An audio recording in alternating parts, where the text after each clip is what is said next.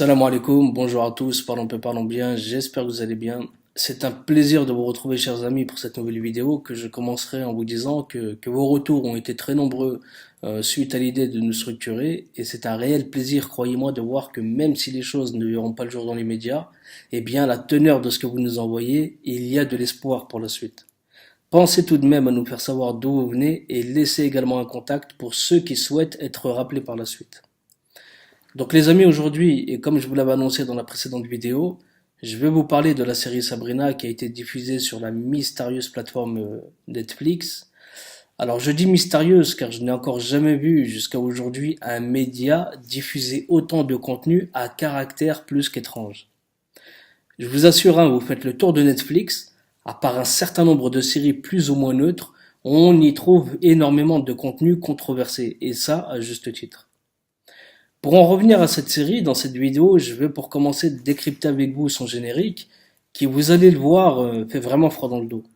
Mais avant toute chose, je voudrais dire à ceux qui s'empresseront de venir crier que ce n'est qu'une série et qu'il ne faut pas voir le mal partout, qu'il est inutile de s'attarder sur mes vidéos.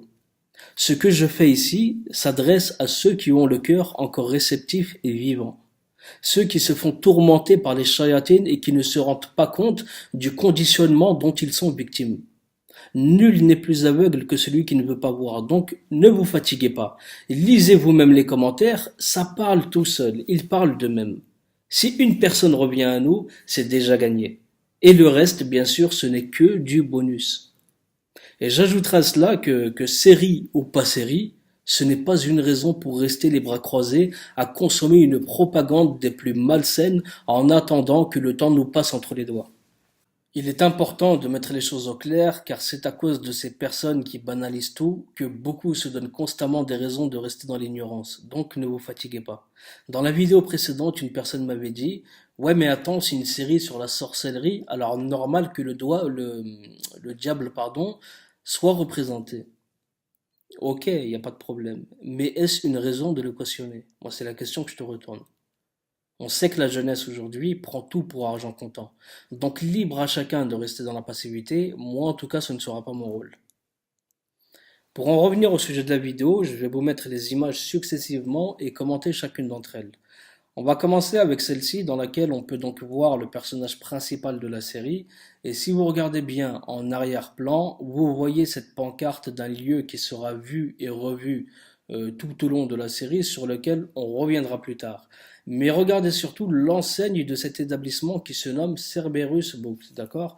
À savoir que le Cerbère est dans la mythologie grecque le chien de l'enfer à trois têtes, ou encore le gardien de l'enfer.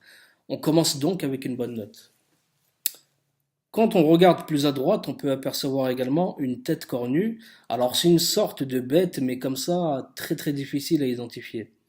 Dans cette seconde image, on voit ici au centre certainement un autre personnage de la série, et sur la gauche de l'image, on voit ce qui semble représenter un démon volant. Car il faut savoir que les djinns sont de plusieurs catégories, dont les djinns aquatiques qui circulent dans les eaux, et également les djinns volants, et là on en a la parfaite représentation. Le visage y laisse à désirer, mais regardez bien le signe que l'on voit de sa main droite, où vous pouvez apercevoir le cornuto. Alors, comme j'en parle souvent dans les vidéos sur les rappeurs, il faut savoir que ce signe est légion dans le monde de l'occultisme. Il est très prisé des grandes personnalités qui, pour la plupart, baignent dans tout ce qui est sombre. Et ce signe, comme d'autres, représente une appartenance au monde luciférien. Également, dans la même image, vous voyez une toile d'araignée et l'araignée qui va avec. Ces deux choses-là représentent un mode de sorcellerie appelé l'attaque des toiles d'araignée. Vous pourrez retrouver très facilement sur Internet tout ce qui en parle. D'accord? On a ensuite un autre personnage de la série que l'on voit au milieu d'une morgue. On verra par la suite quel rôle il joue, mais bon, pour l'instant, cette image n'est pas vraiment très très importante. Ensuite, dans cette image, vous avez un des personnages principaux de la série qui, vous verrez par la suite, joue un rôle qui n'est pas des moindres. Il tient dans sa main un ouvrage sur lequel en couverture vous pouvez apercevoir ce symbole qui est un pentagramme inversé, mais pas n'importe lequel, car celui-ci représente le logo officiel de l'église de Satan. D'accord? Vous pouvez d'ailleurs le lire dans sa description ici, qui est très très bien fournie. D'accord? Pour savoir bien sûr de quoi on parle. Si vous regardez également en arrière-plan, vous pouvez voir une bête. Alors je ne sais pas si c'est un tableau ou pas, mais vous l'avez dans l'image. Voilà. Et cette tête C'est pas n'importe laquelle, je veux dire. C'est une tête cornue comme les autres, mais qui nous fait penser directement au bouc à cornes, d'accord? Ou quelque chose ressemblant en tout cas à Baphomet. Après, vous avez cette image sur laquelle vous pouvez voir encore une fois un personnage cornu, au visage sombre et en plein milieu d'un cimetière. Vous regardez ses jambes, elles sont toutes poilues et il a des pieds de bouc, qui nous amène encore une fois à une représentation de Baphomet. Et si vous regardez derrière lui, vous avez un personnage, ou plutôt une entité, avec des ailes et les deux mains sur le torse. Alors je ne sais pas ce que ça peut représenter comme ça, mais je le relève quand même, car sa présence n'est certainement pas anodine. Ensuite, vous avez dans la même image deux cobras qui jouent un grand rôle dans la sorcellerie depuis le temps des pharaons, qui ont été placés vraiment pour vous montrer que rien n'est oublié jusque dans les moindres petits détails. Vous avez ensuite cette image qui semble ne rien contenir de particulier, mais il faut s'attarder sur les pierres tombales sur lesquelles vous pouvez apercevoir deux symboles maçonniques, qui sont identiques tous les deux, mais qui représentent l'emblème principal de ce mouvement que sont l'équerre et le compas. Faut vraiment avoir l'œil et ça rappelle ici que ces deux mondes sont étroitement liés. Ok? Ensuite, sur cette image, ce qui m'a attiré directement, c'est le sorte de vortex que l'on voit dans le ciel rouge. Vous avez comme un œil en rotation et pour ça, il faut vraiment faire tourner la vidéo, mais surtout la revoir au moins deux, trois fois. D'accord? Sinon, vous allez avoir du mal à le capter. On a comme l'impression que c'est une porte de l'enfer et que l'œil du malin guette ces sujets dans le mal qu'ils exercent. Vous pouvez d'ailleurs voir ce corbeau que l'on voit partout dans ce genre de scène, car il est considéré comme l'oiseau de mauvais augure. D'ailleurs, si on reprend pardon, ses origines du latin corvus, on a en définition la malédiction. Après, c'est une vision que chacun adopte à sa guise. On a également dans cette image une femme comme zombifiée, visage assombri, qui représenterait une personne touchée par un sort. Dans cette image, on peut voir en arrière-plan trois corps pendus qui représentent des sorcières. Alors c'est le sort qui leur était réservé en cas de suspicion de sorcellerie, et elles pouvaient également finir sur le bûcher. Et on peut voir donc dans la même image leur esprit qui reviennent hanter les personnes se promenant près de l'endroit où elles ont été tuées, d'où les deux cadavres que vous voyez dans cette image. Alors vous en avez un avec une tête de mort et l'autre qui attrape le blond en plein vol, ce qui nous ramène encore une fois au djinn volant. Ensuite, dans cette image, vous pouvez voir en arrière-plan trois visages démoniaques représentant des sorcières, et au milieu de cette image, vous avez un chaudron dans lequel on peut voir deux têtes. Alors vous avez celle d'un enfant et celle d'un adulte. On peut clairement comprendre qu'il s'agit de sacrifices rituels, chose très connue dans ce milieu. Ensuite, dans la même séquence, quand le chaudron il se retourne, si vous mettez rapidement pause, vous pouvez apercevoir cette image dans laquelle ici vous pouvez voir un démon cornu chevaucher un bouc, qui là encore nous ramène au bouc que l'on voit souvent pour nous rappeler encore et encore Baphomet. Vous voyez ensuite la personne tomber et être réceptionnée dans une main noire qui va se refermer sur elle pour faire allusion au sort qui a été fait sur cette personne et qui se retrouve prisonnière de ce dernier. Vraiment, les choses elles sont plus que claires. Dans cette image, vous pouvez voir une sorcière qui surplombe une scène surréaliste dans laquelle on voit directement devant elle une sorte de zombie tenant dans ses bras une personne fraîchement sacrifiée pour un sort. Ce zombie, je vous demande de bien vous arrêter sur ses pieds et vous verrez qu'un clin d'œil est encore une fois fait au bouc. Vous voyez sur la droite un démon qui accourt pour répondre présent et prêt à partir soit à posséder quelqu'un, soit à accomplir une mission bien précise suite à ce sacrifice. Vous pouvez voir tout à droite de l'image une tête de zombie aux yeux rouges, langue pendante et oreilles bien pointues. Mais ce qui m'interpelle, c'est surtout la personne au centre de l'image. Et on peut voir qu'un de ses yeux est inexistant, mais à la place, on a une tête de mort. Alors on a là une référence aux borgnes, et derrière elle, on peut même voir ou apercevoir la pleine lune, qui est bien sûr un soir très connu pour ses rituels. Ensuite, ici, on peut voir le personnage principal. Alors, c'est une image dans laquelle on voit des yeux derrière elle qui l'observent, à travers lesquels on peut voir, encore une fois, des représentations démoniaques. Après, bien sûr, tout est relatif. Mais ce qu'ils veulent que l'on voit n'a rien d'angélique. Là-dessus, il faut être clair. D'accord? Ensuite, on la retrouve dans cette image, dans un crâne entouré de deux têtes de cobra. Alors, ce crâne représente la mort. Mais à l'intérieur, on peut y voir, après cette mort, la destination de certains personnages. On a même une représentation de l'enfer, si vous regardez bien, dans lequel on voit certains de ses occupants et en grand nombre des sorcières. Vous avez sur la droite le fameux Cerbère à trois têtes, qui est le chien de l'enfer, Et juste derrière, on peut apercevoir ce qu'ils ont voulu que l'on voit comme étant le diable. Et le tout dans un décor rougeâtre qui nous fait penser aux flammes dans lesquelles brûleront ses occupants. Mais ce qui interpelle, c'est de voir le personnage de Sabrina au centre, qui est comme indécise et pas convaincue de vouloir finir avec ces gens dans cette sinistre demeure.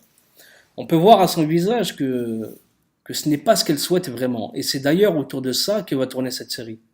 Vous voyez aussi au niveau de chacune de ses épaules deux entités démoniaques qui sont là certainement pour la pousser à ce choix de rejoindre Shaitan. D'accord? Ensuite, dans cette image, vous pouvez voir un visage de femme qui d'un côté a son aspect vivant et de l'autre une face plus sombre et squelettique, qui laisse tout simplement voir que ces personnes sont vivantes mais damnées de par leurs activités. D'ailleurs, si vous zoomez bien sur l'œil côté squelette, vous pouvez voir dans le trou noir un démon. Regardez bien et zoomez bien, vous allez voir, c'est c'est marquant de précision. Ensuite, cette image qui pour moi est juste scandaleuse, et c'est là que je me suis vraiment rendu compte que tout cela est voulu, c'est cette image dans laquelle vous pouvez voir un nourrisson atterrir entre les mains d'un de ces personnages sombres de la vie de tous les jours. D'accord? Et ce qui marque le plus dans cette image, c'est de voir avec quelle joie ce bébé est réceptionné. Vous voyez même à travers ce crâne de squelette la joie qu'il dégage. D'accord? Parce que pour eux, c'est l'ultime sacrifice, la mise à sang de l'innocence. Ça, c'est l'ultime des ultimes sacrifices. Et tout ça, c'est diffusé tranquille, sans pression.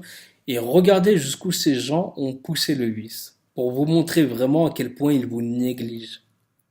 Ils vous mettent tout de suite après cette scène une image qui représente magnifiquement bien le spectateur 2.0 dans toute sa splendeur, qui malgré tout ce qu'on vient de lui mettre sous les yeux, n'a vu que du feu. D'accord? Et il va même jusqu'à sauter d'impatience à l'idée que ça commence. D'accord? C'est juste frappant de réalisme. On termine avec cette image de fin de générique qui peut paraître anodine, mais dans laquelle on retrouve dans les lettres de ce prénom, encore une fois le pentagramme inversé, ainsi qu'une croix renversée, symbole de blasphème. D'accord?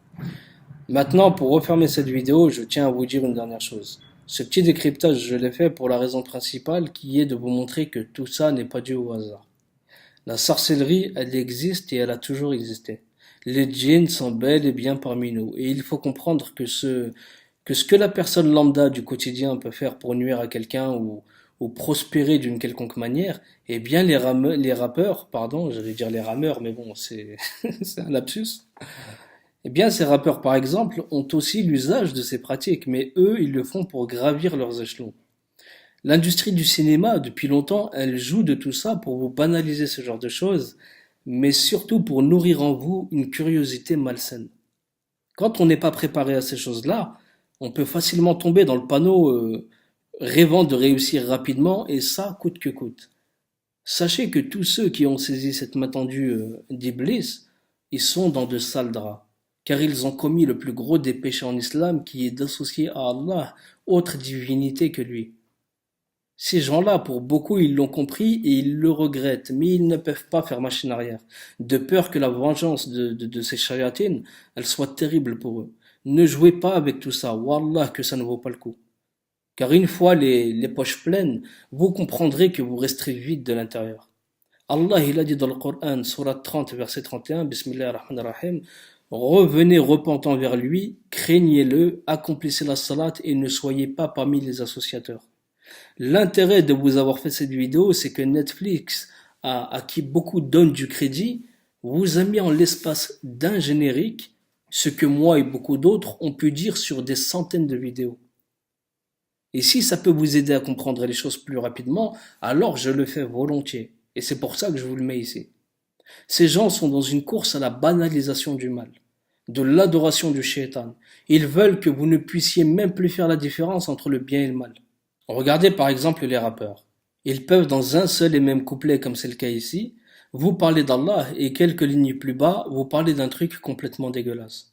Et par ce procédé, ils vous éloignent de tout discernement. Vous vous retrouvez complètement largué à vous dire qu'ils sont un moindre mal car ils sont comme vous, c'est-à-dire des gens qui ne sont pas parfaits. Mais ce que vous ne savez pas, c'est que eux, ils sont dans un tout autre rôle. Ils sont là pour blasphémer, car c'est grâce à ce genre de blasphème que Shaitan et ses suppôts seront satisfaits d'eux. Et c'est donc comme ça qu'ils les récompenseront. Donc faites très très attention à ce que vous suivez. Et ne vous faites pas duper, car le pire dans cette histoire, c'est que vous, ces paroles, vous les répétez, donc vous blasphémez à votre tour.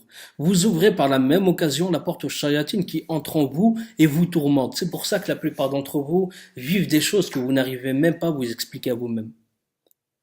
Mais le pire, c'est que vous, à part un sort, vous n'y gagnez rien du tout. Wallah que vous n'y gagnez rien. C'est ça qui est triste et c'est la réalité. C'est pourquoi je vous le dis et vous le répète.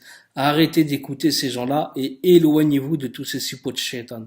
Ces séries-là, ces films sont là que pour vous mettre chaque jour dans des états d'incompréhension de ce que vous êtes et de ce que ce monde est réellement. D'accord? Rapprochez-vous d'Allah subhanahu wa ta'ala. Wallah que vos feux là, pardon, qui se sont éteints en pleine nuit vont rapidement se rallumer pour vous montrer la meilleure des voies à emprunter. Et par la même occasion, vous sortirez de ce bois sombre dans lequel vous vous êtes perdu des années durant.